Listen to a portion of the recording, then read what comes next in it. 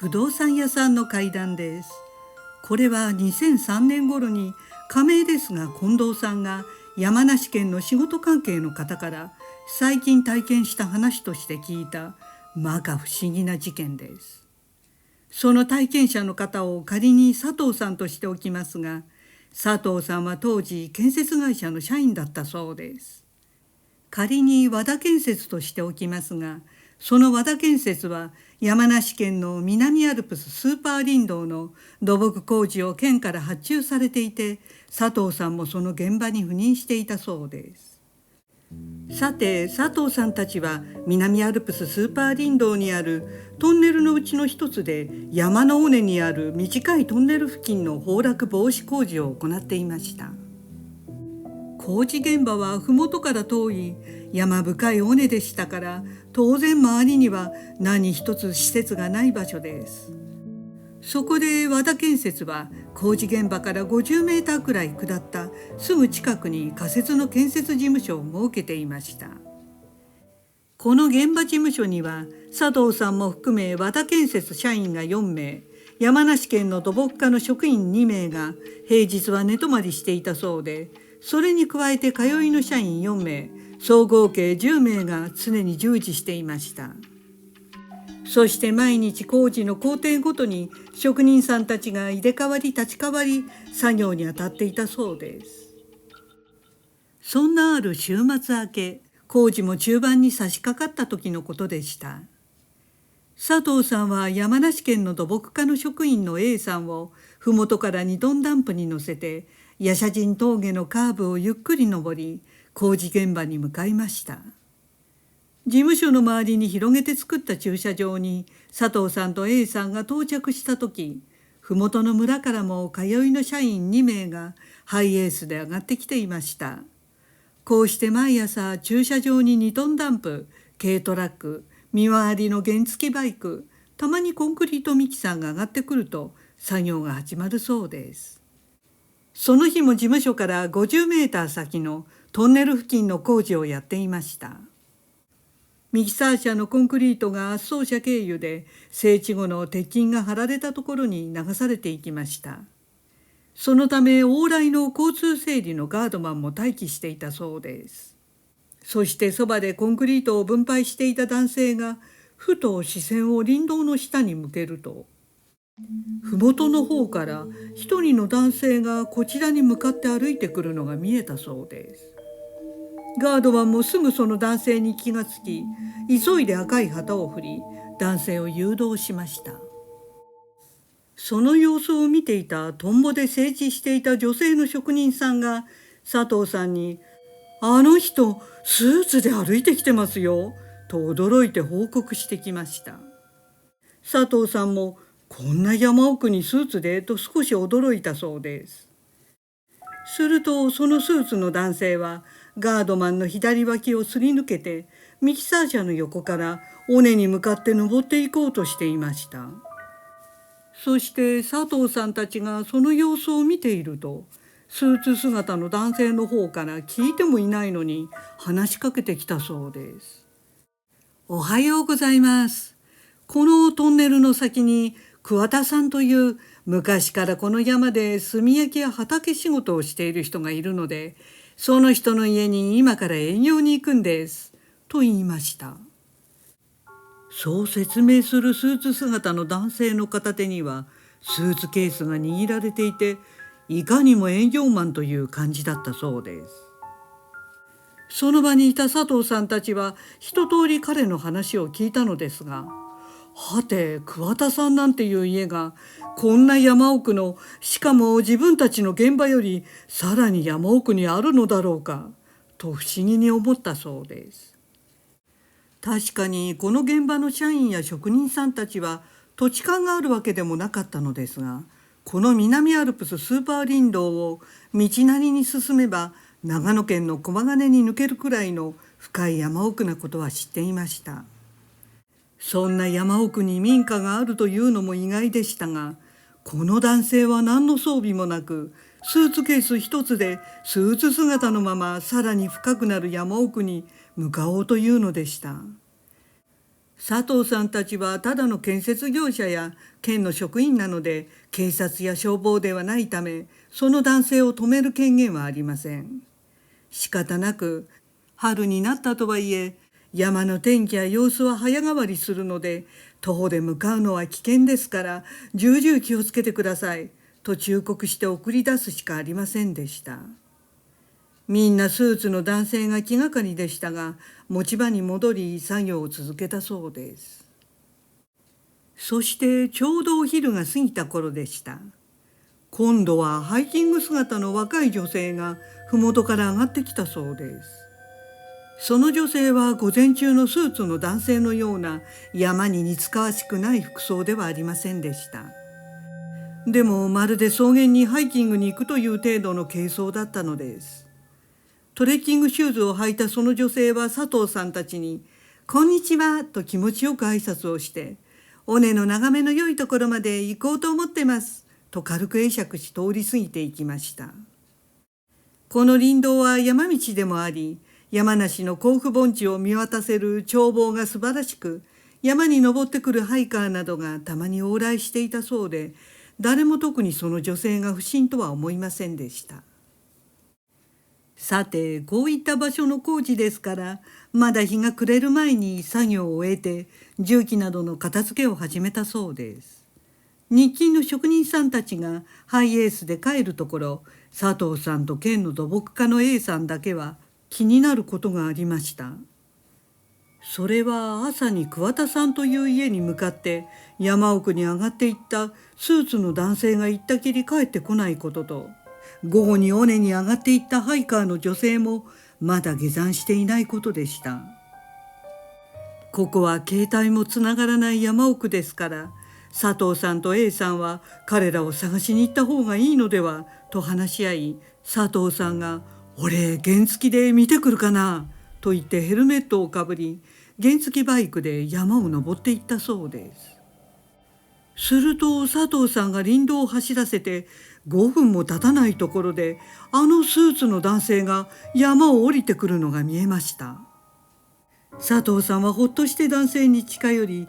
ああ、戻られてよかったです。今からだともう下山は無理ですから、うちの現場事務所に来てください、と伝えました。すると男性は状況が分かったようで、ああ、それなら少し休ませてもらいます、と言って佐藤さんと一緒に現場事務所に行きました。そして佐藤さんが探しに出ている間に、土木課の A さんも尾根に向かったハイカーの女性を見つけて事務所にやってきたそうです。スーツの男性もハイカーの女性も見つかり、事務所に避難してもらえたので、佐藤さんたちは安堵しました。そして佐藤さんは2人に、山の日暮れは危険で数分で気候も変わるので、今から下山はしない方がいいです。この事務所の2階に部屋があるので、よければ今夜ここに泊まっていただいて、明日の朝下山されることを勧めます、と説明しました。すると2人は事情を察したようで、佐藤さんや県の職員らに、ああ、助かります、ありがとうございます、とお礼を言いました。そして県の職員が2人を2階の部屋に案内していると、突然この事務所の建物の外で作業員たちが騒いでいる声が聞こえてきました。佐藤さんが何事かと思っていると、もう一人また別の男性が山道を下ってきているというのでした。なんと3人目が降りてきたということでした。山を降りてきたのは体格の良い男性で、疲れ切った姿をして事務所の玄関に立っていたそうです。佐藤さんはその男性に、どうされましたか、大丈夫ですか、と声をかけました。するとその男性は、麓に車を止めて前日から北岳を目指して上がっていったんですが、天候が悪化してしまい引き返してきたんです、と言いました。男性は何も食べていない様子だったので、佐藤さんたちはすぐにあり合わせの食事を提供したそうです。男性はやっと食事にありつけたという感じで、佐藤さんらに感謝し、ほっとした様子でした。そして食事をとりながら、すっかり打ち解けて佐藤さんらに、ここにたどり着くまで大変だった話や、その男性は山岳カメラマンだそうで、いろいろな山に関する話をしていたそうです。そんな中、そのカメラマンの男性はふと思い出したように、この山に関わる奇妙な話を最近聞いたと言い出したのです。どういう話かというと、山には似つかわしくない姿で山を移動している者がいて、ここから少し離れた別の崩落防止工事の現場にその者は現れて、一瞬にして現場の工事をめちゃくちゃにしてどこへともなく消えていったということでした。そしてその者の姿は人間そのものだったというのです。現場をめちゃくちゃにするとはどういうことなのかと聞くと、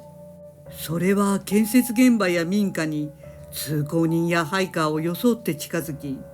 そこで作業員や生活をする人に助けを求めたり、作り話をして安心させるのだそうで、気がつくと現場は辺り一面荒らされていて、まるで獣が突進したかのように洗いざらい破壊され、機材も仕上がった工事の過程の状態もめちゃくちゃになっているのだそうです。それは野生動物や人間業とは到底思えない一瞬の出来事なのだということでした。佐藤さんはその話を聞いて、あることを急に思い出したそうです。それはこの和田建設でも以前に同じ南アルプス市の町の土木工事を請け負った時に、現場に準備してあった機材がめちゃくちゃに破壊された事件があったのです。それは動物とも取れない何か得体の知れないものの仕業だったそうで、現場には無数の蹄跡が残っていたということでした。その事件の真相はいまだに分からずじまいだったのですが、佐藤さんはカメラマンの話がこの時の事件に重なったそうです。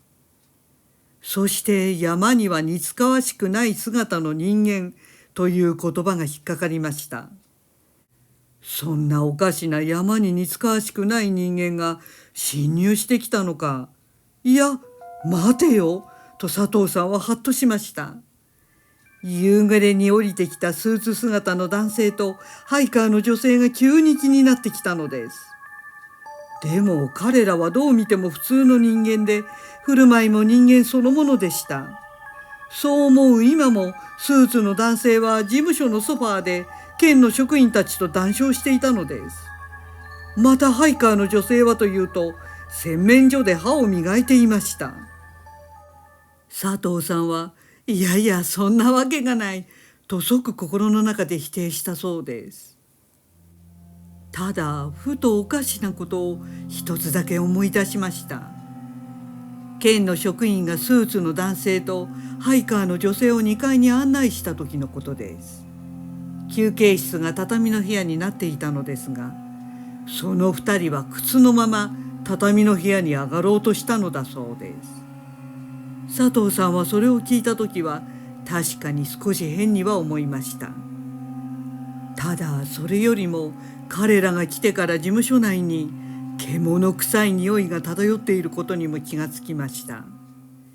この辺りは野生動物が侵入してくることも多いので、動物よけのプロパンガス式獅子落としを設置し、対策はきちんとされていました。ですから獣が中に侵入することはまずないのです。でもこの獣臭は何なのだと佐藤さんは思いました。ただ佐藤さんのかすかな疑いと危惧も時間とともに薄れていき、夜が更けた頃には忘れていました。そして急遽2階の部屋をスーツの男性とハイカーの女性に寝床として明け渡したため、本来そこで寝ていた佐藤さんら寝泊まり組は外に泊まっているハイエースやダンプカー、事務所のソファーなどで寝ることにしたそうです。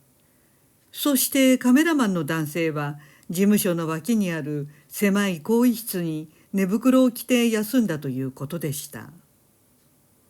深夜になりみんな疲れていたので、車中でもおのおのすぐ眠りに入っていきました。しばらくして事務所のソファーに寝ていた県の職員さんは、なぜかその夜はいつもより寝心地が悪く感じ、事務所の中にいたくなかったので、自分の乗ってきた車に移って寝たそうです。その時職員さんは事務所の扉を外からきちんと施錠したということでした。それから少ししてからです。佐藤さんはなかなか眠れず、タバコでも一服しようと事務所の建物に向かったそうです。シーンと静まり返っている事務所の横に回り、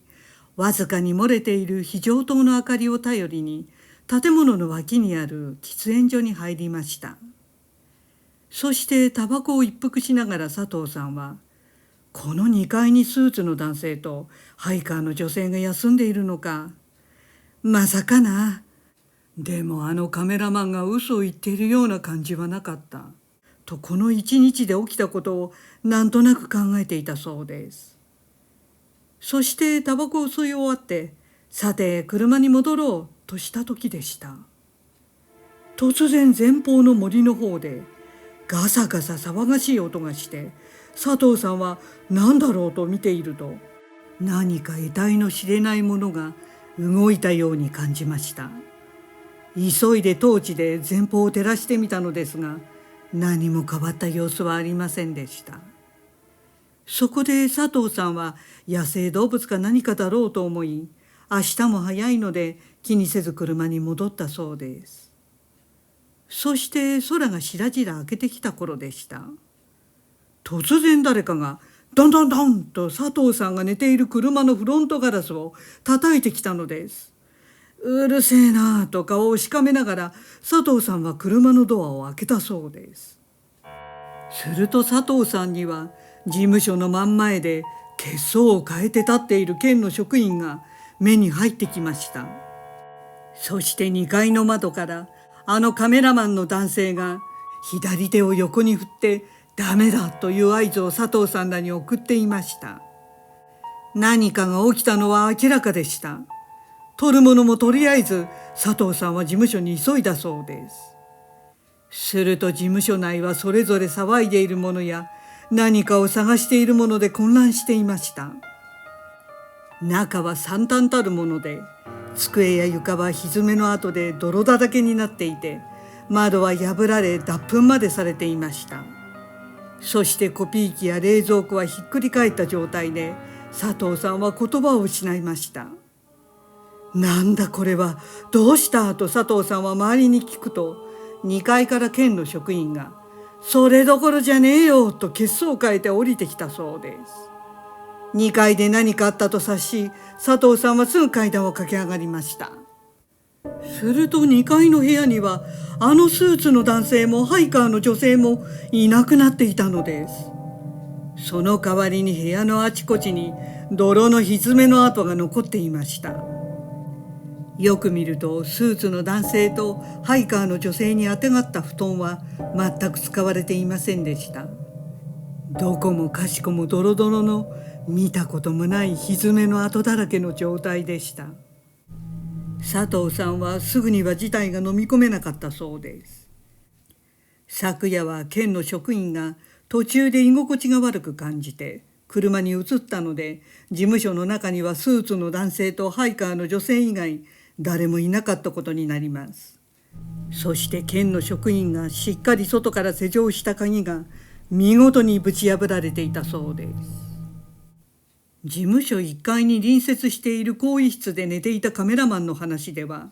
爆睡していたのかもしれないが物音一つ聞こえなかったということでした。するとトンネル付近の工事現場からこれもまた血相を変えて職人さんが戻ってきました。そしてすぐ来てくれと叫んだそうです。そこで佐藤さんたちや県の職員は軽トラックの荷台にも乗って全員で現場に登っていきました。そして全員愕然としたそうです。トンネルのポータルの補修したコンクリートやのり面には無数のひずめの跡がつけられ、事務所同様脱粉までされていました。作業用具のトンボなどはぶちまけられてめちゃくちゃになっていたそうです。さすがにショベルカーとミキサーは倒すことはできなかったようですが、ひずめで蹴った跡は残っていました。しばらくして全員我に返り、職人の一人が麓の駐在を呼びに行きました。あとの残りは事務所の敷地に集まり、その中にはカメラマンの男性もいましたが、自分の聞いた話が現実となったのを目の当たりにして驚きを隠せずにいたそうです。そしてカメラマンの男性は佐藤さんに、スーツの男とハイカーの女、奴らの仕業だ、奴らがこの騒動の発端だと言いました。そこで佐藤さんが深夜森がざわざわしていたことを話すと、奴らは人間になりすました獣で、その深夜のざわつきだが、奴らが仲間を呼び寄せて事務所や現場をめちゃくちゃにしたんだと震えながら汗を拭い話したそうです。しばらくして麓から駐在が到着したのですが、見てすぐ自分では手に負えないということで、すぐに南アルプス市のこのエリアを管轄する警察署からパトカーが数台工事現場にやってきました。現場検証をしている間も警察は佐藤さんらにいろいろ事情聴取していたそうです。そこでスーツの男性、ハイカーの女性、夜に森がざわついたことなど、一連の出来事を県の職員さんも加わって全て話したのですが、警察も頭をかしげるだけでした。余談ですが、事務所に隣接している部屋で寝ていたカメラマンが物音に気がつかなかったことで犯人の一味だと疑われてしまうことになったのですが、調査の結果、身元のしっかりした人で事件とは無関係なことは分かっています。そして最後はやはり人間以外の何か得体の知れないものの仕業だと暗黙の結論となり、県の関係の事件だったので、麓の神社から宮司さんに来てもらい、ご祈祷を執り行ったということでした。そしてその後現場では何も起こらなかったということです。さて後日談ですが、佐藤さんはその後、あのスーツの男性が行くと言っていた桑田さんの家が気になって調べてみたそうです。すると南アルプススーパー林道には民家もなく廃村すらないことが分かったということでした。佐藤さんが近藤さんにこの話をしてくれた時、その場にたまたま山梨県 F 市の消防士さんがいたのですが、彼が言うには山火事で消火に出動した時に同じような体験をしたということでした。残念ながら近藤さんはその体験談までは聞くことができなかったそうです。また近藤さんは佐藤さんにこの事件やその前の似たような工事現場の破壊行為がニュースにならなかったのはなぜかと聞くと、おそらく心霊的なことや不可思議な現象などは県の仕事の場合表沙汰にしないのだろうということでした。山には人や動物以外の獣のような魔物か何かが潜んでいて、人間の自然破壊に起こっているのかもしれません。それを魔物と言うべきものなのか、山の神と言うべきかは分かりませんが、それが本当に存在することなのだと改めて感じた実話でした。ご視聴ありがとうございました。よろしければチャンネル登録といいねボタンをお願いします。